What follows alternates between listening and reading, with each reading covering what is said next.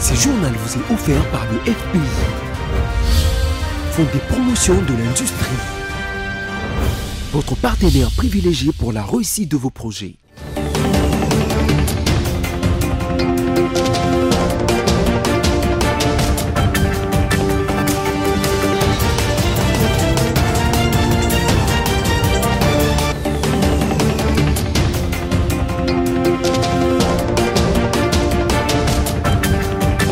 Bonsoir à tous et bienvenue à cette grande édition du journal sur votre chaîne BIC Télévision. Place au sommaire. Plusieurs localités dont Lumbishi, Kamatale, Kabingo, libérées par les forces armées de la République démocratique du Congo qui sont déterminées à étouffer l'élan des terroristes rwandais du M23 au sud Kivu. Kinshasa, la capitale congolaise, a été paralysée ce matin par une grève sèche déclenchée par des conducteurs de transports en commun pour protester contre la nouvelle grille tarifaire imposée par les gouvernements provinciaux. Et enfin, les constats et faits, la baisse des prix des produits alimentaires sur le marché congolais est réelle, non seulement celui du poisson chanchard, mais aussi du lait en poudre, du sucre et d'autres produits à découvrir dans ce journal.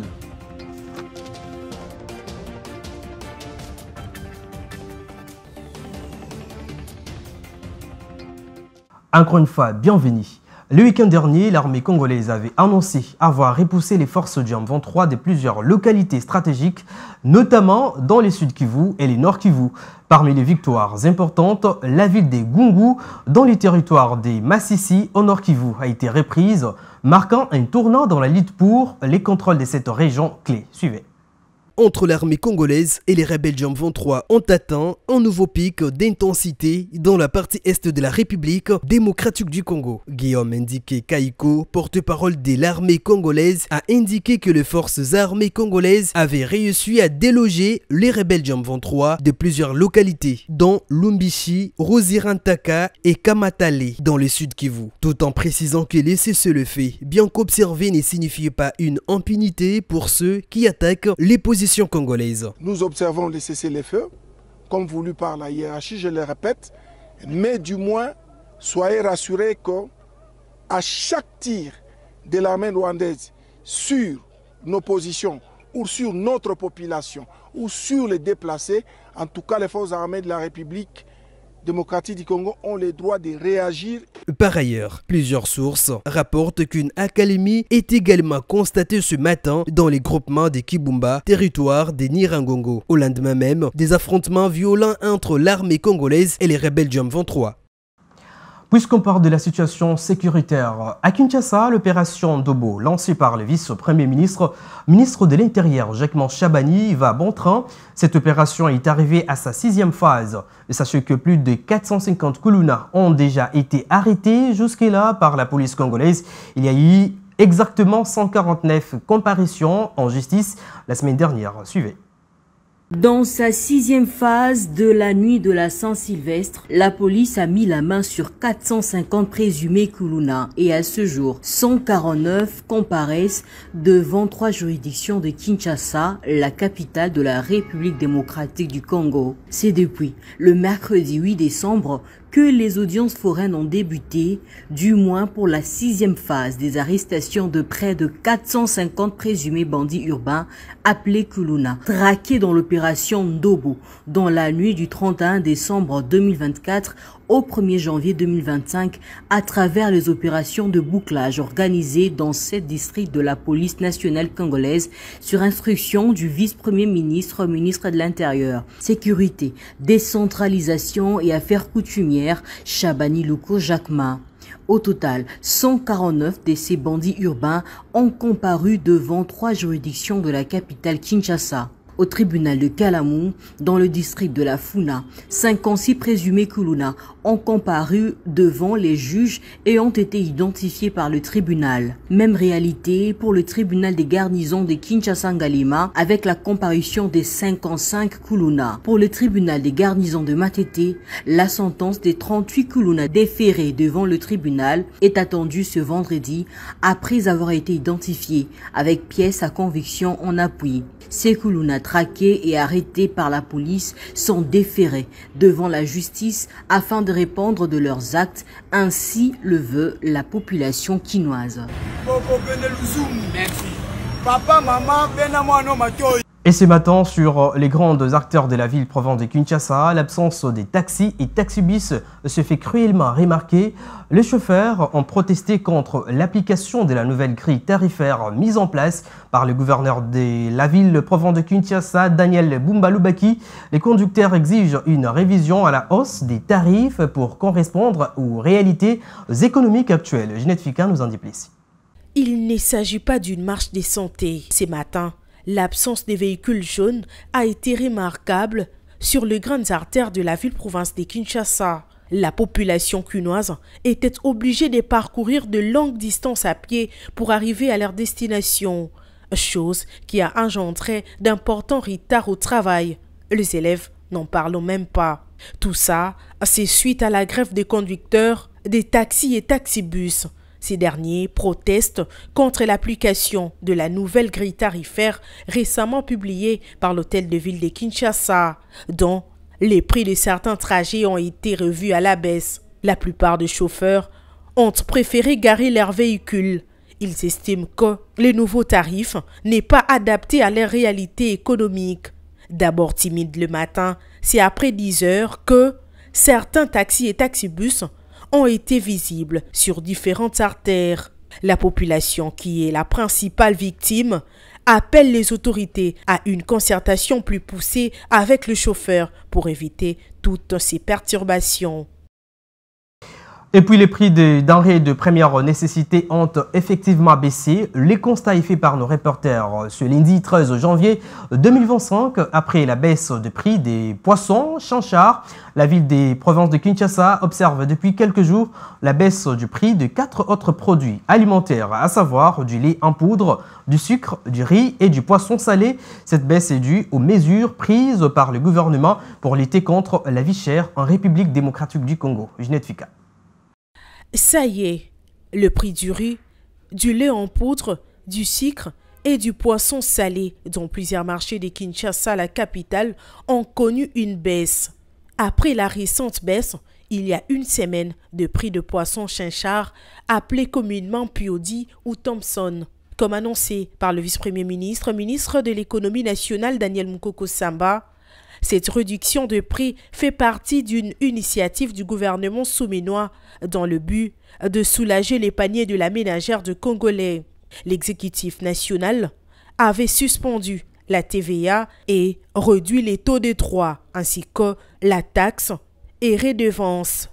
Ça sur plusieurs produits alimentaires de première nécessité. Les constats est fait, il y a eu réellement la baisse des prix de ces 4 produits. Les vendeurs ont affirmé appliquer la réduction de prix sur le produit cité. Ça, après la baisse du prix d'un Piodi. À présent, on peut dire que le gouvernement souminois a tenu sa promesse. Et à l'international, depuis le 7 octobre 2023, la guerre entre Israël et les Hamas a plongé la région dans une spirale de violence sans précédent. À Gaza, plus de 46 000 personnes ont été tuées selon le ministère de la Santé locale.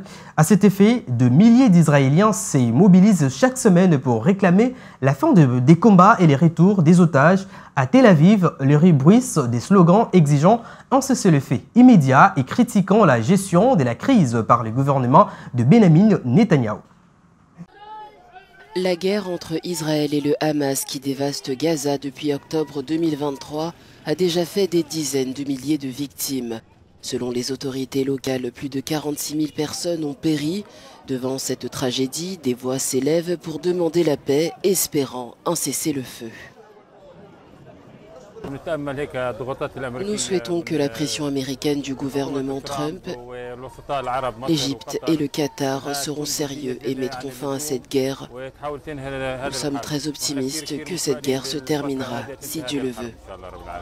En Israël, la contestation s'intensifie. Des milliers de manifestants défilent chaque semaine pour dénoncer la gestion du conflit par le gouvernement de Benjamin Netanyahou. Ils exigent le retour des otages. 6 soldats ont été tués à Gaza cette semaine seulement. Presque chaque jour, de nouveaux noms de victimes tombées sont annoncés. Combien de sang devra encore couler pour les intérêts personnels de Netanyahou? Combien de sang versé à cause de croyances messianiques, délirantes au détriment de nos otages et de nos soldats? Alors que les pourparlers au Qatar restent dans l'impasse, la pression internationale s'accentue. J'espère de tout cœur que le président Donald Trump pourra influencer notre Premier ministre et je souhaite sincèrement qu'il mettra fin à cette guerre. Il est temps, le peuple d'Israël veut que ce gouvernement parte. Nous voulons que la guerre se termine et que les otages rentrent chez eux. Malgré les espoirs, les négociations achoppent toujours sur des questions cruciales, les conditions du cessez-le-feu et la libération des otages. Des deux côtés du conflit, les partisans de la paix continuent de faire entendre leur voix, dans l'espoir que leurs appels soient enfin entendus.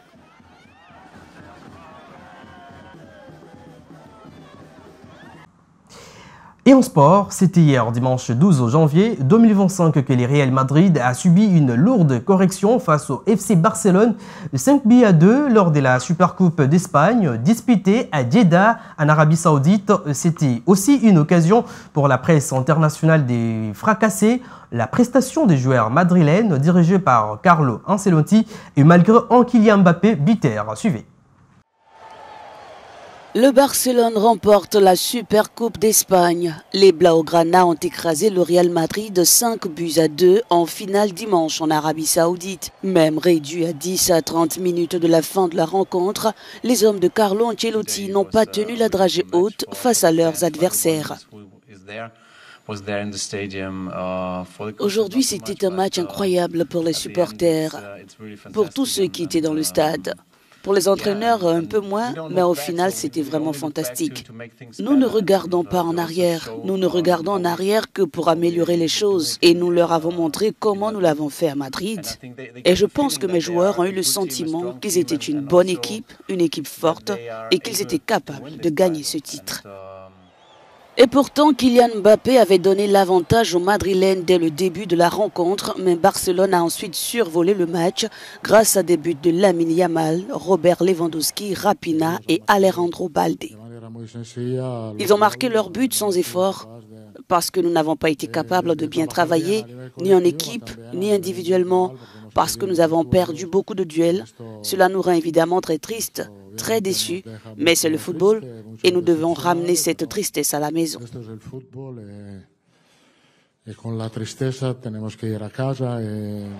Avec cette victoire, le Barça a désormais 15 supercoupes à son actif, contre 13 pour le grand rival madrilène. En provenance des Young Africans, en Tanzanie, samedi dernier, au terme de la signature d'un contrat de travail, l'international congolais Yannick Bangala a signé son retour au sein de l'AS Vita Club de la République démocratique du Congo. Ainsi, après deux passages dans des championnats étrangers comme le Maroc et la Tanzanie, le défenseur international congolais va maintenant renouer avec ses racines en retrouvant la compétition dans son pays natal, en retour aux sources qui intervient à un moment clé pour l'AS Vita, actuellement leader de la Ligue 1 congolaise. Yannick Bangala, 31 ans, évoluant au poste de défenseur central et deux fois au milieu de terrain, a fait la pluie et le beau temps avec Vita Club de 2016 à 2020, à l'époque de Florent Ibenge, avec à la clé une finale perdue de la Coupe de la Confédération de la CAF en 2018 devant Raja Club Athlétique du Maroc. Déjà à partir de ce lundi, il s'est entraîné avec l'équipe, a déclaré Prince Liévin, chargé des communications de l'AS Vita Club. Et ce journal touche à sa fin, mais avant tout les rappels des principaux titres. Plusieurs localités dont Lumbishi, Kamatale, Kabingo, libérées par les forces armées de la République démocratique du Congo, qui sont déterminées à étouffer l'élan des terroristes rwandais du M23 au sud de Kivu. Vous l'avez également suivi dans ces journaux, Kinshasa, la capitale congolaise, a été paralysée ce matin par une grève sèche déclenchée par des conducteurs de transport en commun pour protester contre la nouvelle grille tarifaire imposée par le gouvernement provincial. Et enfin, les constats et faits, la baisse de prix des produits alimentaires sur le marché est réelle, non seulement celui du poisson chanchard, mais aussi du lait en poudre, du sucre et d'autres produits que vous avez découverts dans ce journal. Ce journal est terminé. Au revoir.